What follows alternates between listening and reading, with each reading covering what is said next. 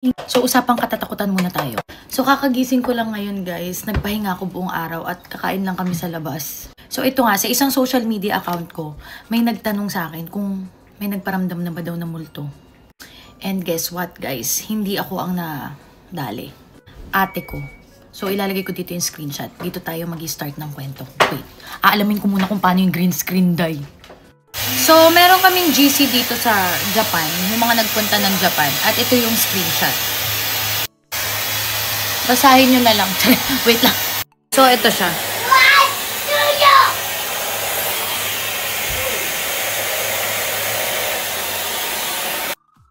Sa ko yan, mga VVs, hindi ko siya masyado pinansin kasi alam ko yung ate ko matatakutin talaga.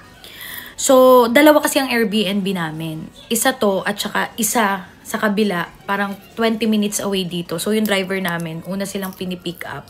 Tapos saka kami. So, yung mga nakastay doon, yung ate ko, editor, si Goat. Ngayon, nung nagkita kami, sa kanya sa akin kwento na ang nangyari daw, nagsi-CR nga siya. Ang mga CR kasi dito guys, dalawa ang pinto. Pagitan siya nung sink, kung saan ka magtututbrush, at saka yung mismong liguan. So, parang kadalasan lahat ng bahay dito, ganun yung tsura ng CR nga. So, nung naliligo daw siya, akala niya may pumasok doon sa may sink. So, nagulat siya. So, grabe yung pagmamadali niya kasi bakit nga naman may papasok, naliligo siya. Ngayon, pagtingin niya, walang tao. Tapos, bigla na lang daw niyang na-feel na merong mahapde. Kaya yun yung nasabi nila na para daw meron siyang sugat. So, yun yung nasa screenshot na picture. Ngayon, niloko ko na lang si ate na ang sinabi ko sa kanya, huwag ka na lang matakot kasi hindi rin naman kayo magkakaintindihan, day. Ngayon, hindi ako naniniwala na nakakapanakit yung multo. Pero may sinabi sa akin si ate kasi kanina sabi ko, i-story time ko yun. I-chat mo nga sa akin yung buong kwento. Ngayon, may sinabi siya na nawala yung sugat niya after niyang maglagay ng rosary. So, ilalagay ko dito yung screenshot. Kasi nakakatakot yun, yung nakakapanakit. Ito yung pinaka-screenshot ng kwento ni ate.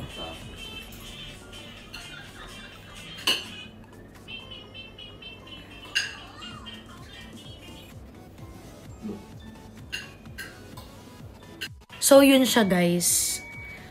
And ako naman, last year na punta namin, yun yung pinakamalalang na experience ko, kami ni Carlo. So, hindi ko pa siya na-share, hindi ko siya nakwento sa kahit na saan, dahil ang tagal ko rin naka-move on. So, ikikwento ko sa inyo pag magkasama kami ni Carlo, kasi dalawa kaming naka-experience nun, and sobrang, as in nakakatakot, nakakatrauma. Hindi siya basta-basta, hindi siya multo.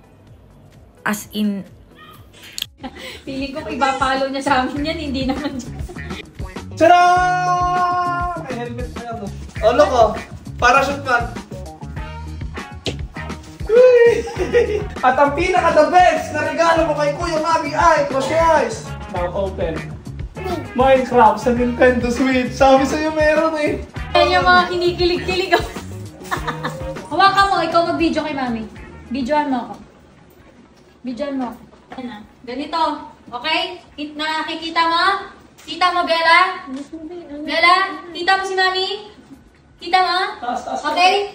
Tignan mo nga. Tignan mo.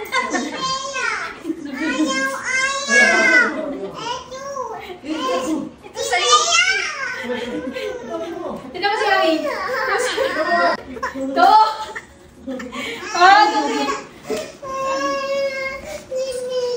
Mabalaki ka. Pero si Mami. Pero si Mami. Pero si Mami. Pero mo na. Dito ba yun? Ikaw si Minecraft boy. Nakumpito siya sa laro. Maganda laruan ni Kuya. Ha ha ha ha. Pagkat your time.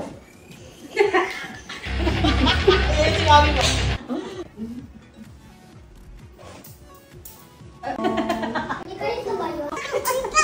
Vamos! Labanan mo gamit yung magic hands. Labanan mo gamit yung magic hands. Bang! Mami, bang!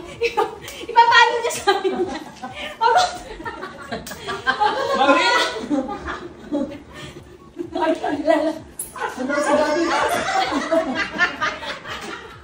Mami! Labanan mo! Labanan mo! Labanan mo!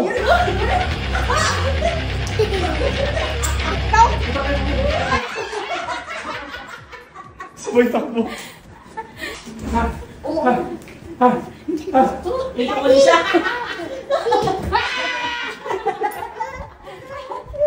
King Luka Doncic. Hey Luka, do you know that you are LeBron James' favorite player? Yeah, it's amazing. I mean, it's LeBron, you know, he's one of the top guys ever to play basketball. So really amazing that I hear those words from him. Good, because you will be playing with him from now on. Welcome to Lakers. For more exciting videos, please subscribe. Kakairita. Tinan mo, masyado masaya ang OA. Papansin. Papansin masyado. Ano ta? OG. OG. Manalangin tayo. Walking. Walking with buntis. Na malapit na mga anak.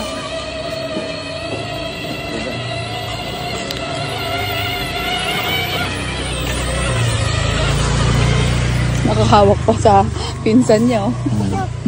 Binabantay niya rin. Huwag niyong pipindutin ha. Where's the moon? Moon. Moon. Point to the moon.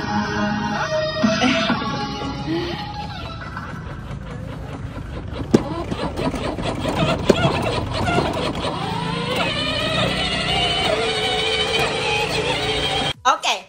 Ang mamatay ng dahil sa'yo, Jesseline. Ang mamatay ng dahil sa'yo, ma'am.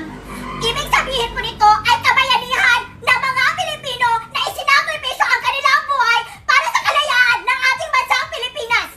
Huwag lang tayo puro salita. Dapat ipinapakita din natin sa ating ginagawa ang pagsakripisyo ng buhay natin para sa ating bansa, para sa ating kapwa, para makanta natin ang kalayaan. Very good, Jesseline. And class for Jesseline. If you're not subscribed to Team Payaman, why not? Coconut Pocknot. Subscribe now and ring the notification bell. Gago!